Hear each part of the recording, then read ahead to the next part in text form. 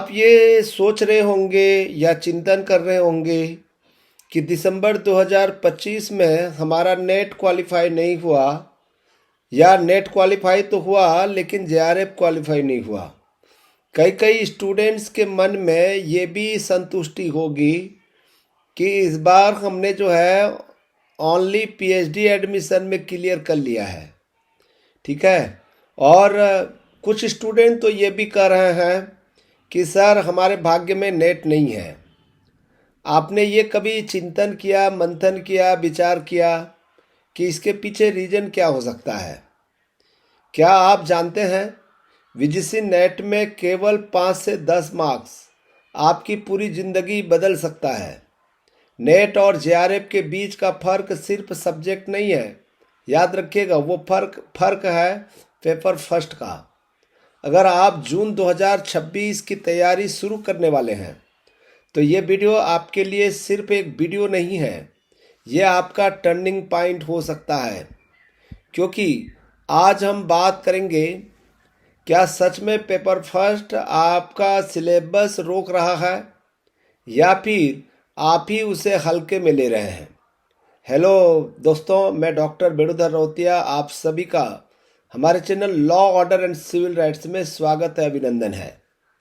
मैं आपको ऐसा चीज़ बताने वाला हूँ जिसको जानने के बाद नेक्स्ट टाइम जून 2026 में केवल नेट क्लियर नहीं होगा बल्कि जेआरएफ भी क्लियर होगा।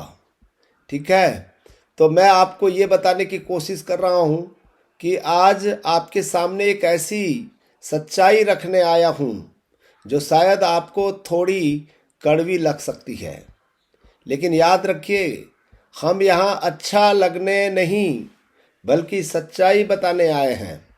सबसे पहला एक सवाल है मेरा, जो बच्चे जेआरएफ से 5-7 नंबर या 2-4 नंबर से पीछे रह गए, ठीक है, तो याद रखिएगा, क्या सच में उनका सब्जेक्ट कमज़ोर था जिसके कारण से 2-4-5 नंबर नहीं मिला?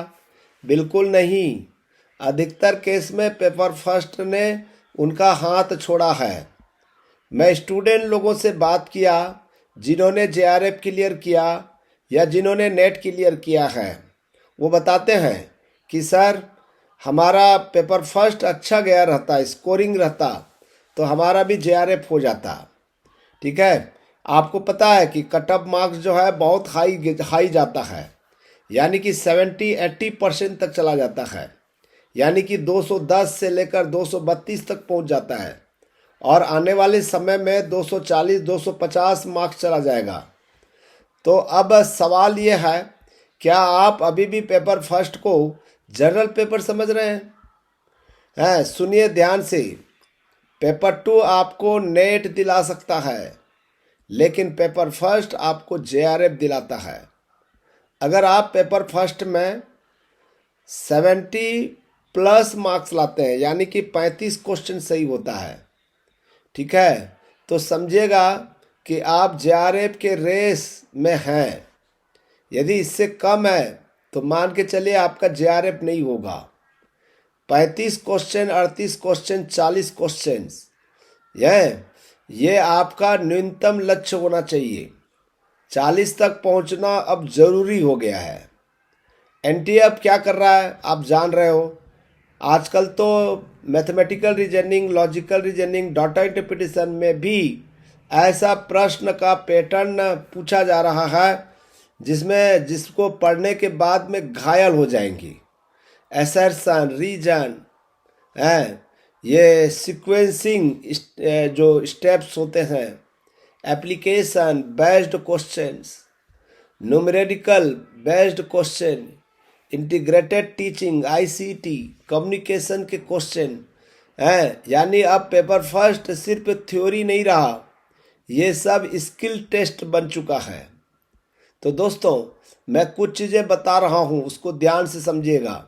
टीचिंग एप्टीट्यूड सबसे ज़्यादा हल्के में ली जाने वाली सब्जेक्ट है ये, लेकिन इस शिफ्ट में ब्लूम्स टेक्सोनॉमी आया और बच्चे गलत करके आए। रिसर्च में न्यूमेरिकल बढ़ गए हैं, फार्मूला रटने से नहीं होता, कॉन्सेप्ट समझना बहुत जरूरी है। ठीक है, आजकल तो मैथ्स और डीआई में भी डिफरेंट टाइप के क्वेश्चन पूछ रहे हैं। ठीक है, नॉन मैथ्स स्टूडेंट डर कर छोड़ देते हैं और सीधा 10 से 15 नंबर आपको जो है पूरी तरह से हार की ओर ले जाते हो। ठीक है, तो छोटी यूनिट है लेकिन 2-3 नंबर का एवरेज होती है लॉजिकल रीजनिंग। लंबी लगती है हायर एजुकेशन, लेकिन 5 टॉपिक गारंटेड है, जैसे NEP, commission, ancient university, governance, digital initiative. ये सब जो टॉपिक है बहुत इम्पॉर्टेंट टॉपिक है।